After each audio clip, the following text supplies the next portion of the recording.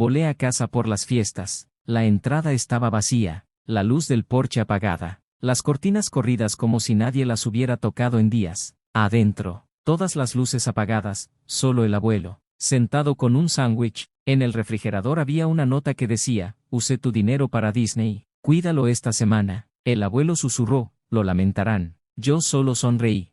3 días después, estaban en mi puerta, en pánico. Antes de comenzar mi historia, suscríbete para ayudarme a llegar a 1000 suscriptores. Comparto historias reales todos los días. Y esta empieza con un sándwich, una casa oscura y una familia que claramente pensó que no volvería. Había regresado esperando risas, luces y el caos habitual de mi numerosa familia. En cambio, el aire estaba helado. Ese tipo de frío que se instala cuando una casa ha estado abandonada demasiado tiempo. El resplandor de la televisión de la cocina era la única luz en la sala. Ahí lo encontré, el abuelo sentado en la mesa, masticando un sándwich seco, con un vaso de agua al lado. No había cena festiva, ni decoraciones, ni familia, solo él. Pensé que quizás se habían retrasado o habían salido por víveres, pero entonces vi la nota. Se me apretó la mandíbula al leerla. Se habían gastado el dinero que envié semanas antes para comprar comida y regalos, y se habían ido a Disney. Dejaron a mi abuelo de 84 años olvidado, sin siquiera preguntar si regresaría. Nadie mandó un mensaje, nadie avisó. Asumieron que llegaría, lo vería y simplemente me encargaría de cuidarlo mientras ellos se divertían. Él no dijo mucho al principio, solo asintió cuando le pregunté si estaba bien. Luego, inclinándose hacia mí, me contó algo que no voy a repetir todavía, pero supe en ese instante que todo iba a cambiar. No me enojé, no de la manera que esperaban. Me aseguré de que el abuelo tuviera una comida caliente, encendí la calefacción y preparé su cuarto con sábanas limpias y almohadas extra. Durante los siguientes 3 días, revisé la casa, estados de cuenta bancarios, el historial del wifi y las cámaras que había instalado discretamente cuando vine la primavera pasada. Había muchas cosas que no sabían que había planeado, muchas que no esperaban que descubriera.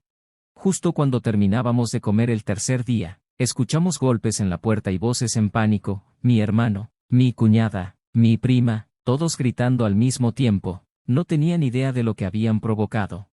Los dejé tocar un minuto, que sintieran la tensión, luego abrí la puerta. Lucían agotados, quemados por el sol, sudorosos, con ojeras y ni rastro de la magia de Disney que habían abandonado. Mi cuñada fue la primera en dar un paso al frente, suponiendo que recibiría un abrazo o un estallido de emociones. Empezó a hablar rápido, asegurando que no era como parecía, que hubo un malentendido, que no sabían que realmente volvería. No dije mucho, me hice a un lado para que vieran al abuelo, limpio y abrigado, comiéndose un tazón de estofado como un rey. Ni siquiera los miró, siguió con la vista fija en la tele. El silencio entre ellos fue más fuerte que cualquier palabra mía. Fue entonces cuando mi prima rompió en llanto. Dio todas las excusas posibles. Sus vuelos fueron un desastre. Cancelaron la habitación del hotel a último minuto. Usaron mi dinero pensando que era para ayudar a los niños. Nadie mencionó la nota. Nadie preguntó si el abuelo estaba bien hasta 5 minutos después. Mi hermano al fin soltó la verdad. Necesitaban ayuda. Algo falló con sus cuentas. Sus tarjetas no funcionaban. No les abría la app de viajes. Habían pagado el viaje con mi dinero y algo de lo suyo, pero ahora tenían la renta vencida, el refrigerador vacío y necesitaban un lugar donde quedarse mientras se arreglaban. Los escuché, dejé que descargaran cada problema, cada malentendido, cada excusa. Luego les conté que las cámaras habían estado grabando desde marzo, cada visita, cada vez que dejaban al abuelo con sobras frías mientras pedían comida en el auto. Cada ocasión que rebuscaron en su botiquín buscando analgésicos, tenía todo: video, audio, capturas de pantalla de sus chats de grupo sincronizados con la tablet de la cocina. El pánico fue instantáneo. No solo pedían techo, huían de las consecuencias. Y tenía razón. La tensión se espesó. Mi prima dejó de llorar. Mi cuñada deambulaba como un animal acorralado. Mi hermano, encorvado al filo del sillón, sudaba y apretaba la mandíbula. Mientras tanto, el abuelo estaba tranquilo, demasiado tranquilo, como quien ya hizo las paces. Cuando al fin cesaron las historias, el abuelo se puso de pie sin decir nada y me hizo señas para acompañarlo hacia la puerta del sótano. El sótano olía a madera vieja y aceite de motor. El abuelo caminó hasta la pared más alejada, metió la mano detrás de unas cajas polvorientas y sacó una lata verde abollada. La puso en el banco de trabajo y me hizo un gesto para que la abriera. Dentro había montones de papeles, estados de cuenta, cheques viejos, cartas y una línea de tiempo mecanografiada que abarcaba casi una década. No entendí al principio, hasta que vi el patrón: retiros, falsificaciones, préstamos a nombre de mi abuelo. Lo habían desangrado por años, usando su número de seguro social para abrir tarjetas de crédito, obteniendo préstamos express y nunca pagándolos. Un documento mostraba que mi hermano había firmado como cosolicitante de una hipoteca inversa que mi abuelo nunca autorizó. La firma del notario era falsa, hecha por un amigo de mis primos que trabajaba en una paquetería. Lo peor, el abuelo sabía que lo seguía en silencio, esperando. Dijo que lo habían amenazado con internarlo, despojarlo de la casa y alejarlo de los nietos, y hablaba. Durante un tiempo les creyó, hasta que empecé a enviarle dinero el año pasado. Él lo usó para contratar a un abogado discreto y astuto que reunió el caso legalmente. Mes a mes, fue armando la carpeta esperando un momento como este.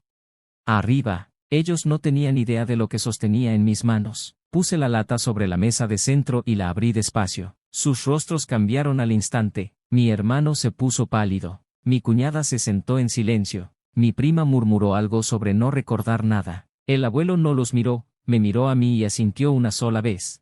Esto no era venganza, era justicia. Mientras pasaba cada hoja, no alcé la voz, no fue necesario. Cada documento que dejaba era un clavo más en el ataúd: sus firmas, recibos de supuestos negocios, solicitudes de tarjeta de crédito a nombre de mi abuelo pero con el correo de mi hermano. Sabía que no había buena explicación. Esperé el silencio, y llegó rápido. Mi cuñada dejó de deambular. Mi prima enterró la cabeza en las manos. Mi hermano clavó la vista en el suelo como si pudiera tragárselo.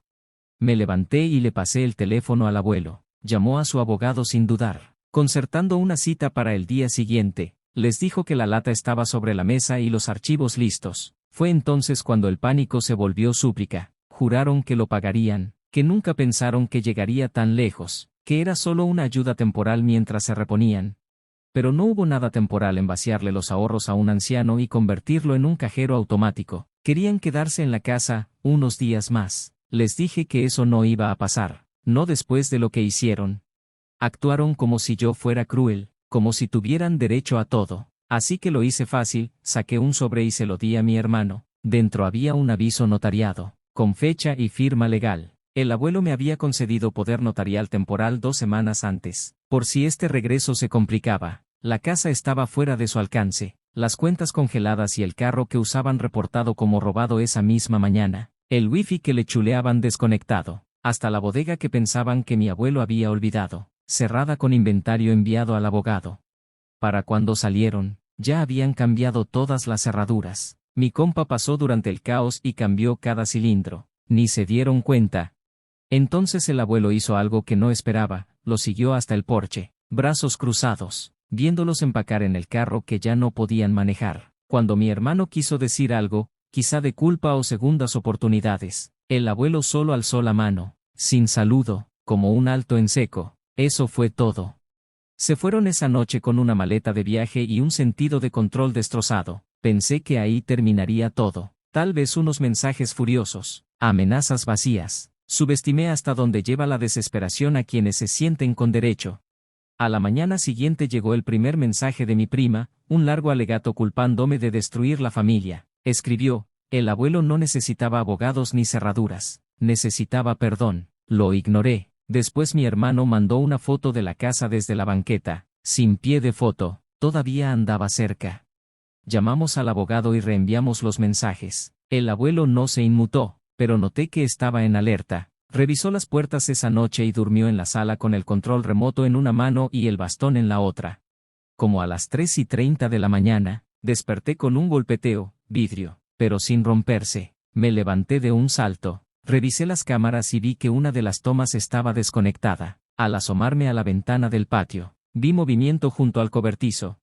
No llamé a la policía de inmediato, llamé a mi amigo, el mismo que cambió las cerraduras. Un técnico en seguridad con licencia de patrulla privada. Llegó en 6 minutos, para cuando sus luces iluminaron la entrada. Mi hermano ya trepaba la barda, con pasamontañas y guantes, llevando una palanca y un bidón de gasolina. Luego dijo que solo quería asustarnos, que no planeaba quemar nada, solo dar un mensaje. Pero ese momento lo cambió todo, fue un delito grave. Llegó la policía, tomó declaraciones y recuperó grabaciones de la cámara del vecino. Lo arrestaron sin resistencia. Mi cuñada no lo sacó de la cárcel, llamó a su mamá y culpó al estrés y la manipulación. El abuelo se quedó en la cocina viéndolo todo. No lloró ni se regocijó, solo asintió despacio, como si lo hubiera esperado. El proceso judicial avanzó más rápido de lo que pensamos. Con las grabaciones, los documentos financieros y el intento de allanamiento, no hubo mucho que debatir. El abogado de mi hermano trató de pintarlo como alguien desesperado y abrumado por la presión familiar, pero el juez no le creyó. Fue acusado de intento de robo, abuso a un anciano y robo de identidad. Nada de indulgencias esta vez. Luego llamaron a mi prima y a mi cuñada a declarar. Resultó que el abogado del abuelo había estado coordinando con un investigador estatal en secreto. Cuando el caso se hizo público, salieron más víctimas, casi todos ancianos de su círculo que habían pasado por lo mismo. Cuando todo se derrumbó, le pregunté al abuelo si quería mudarse a un lugar más tranquilo. Negó con la cabeza. Construyó esta casa con sus propias manos y no planeaba morir en otro sitio. Lo respeté. Unas semanas después, estábamos en el porche juntos. El vecindario estaba en calma, no más autos extraños en la calle, ni ansiedad con cada golpe en la puerta. El abuelo me pasó un grueso sobre. Dentro había escrituras de transferencia de propiedad, la casa, el terreno, todo. Ya las había registrado en el condado.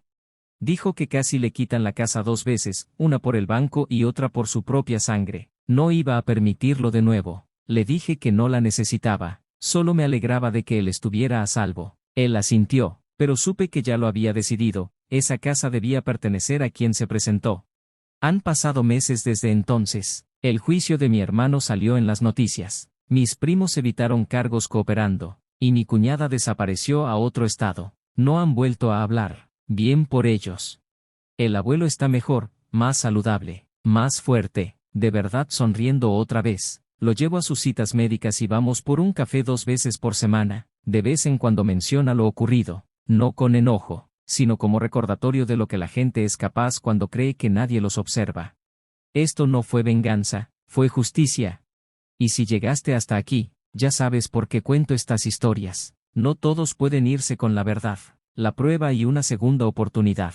Nosotros sí.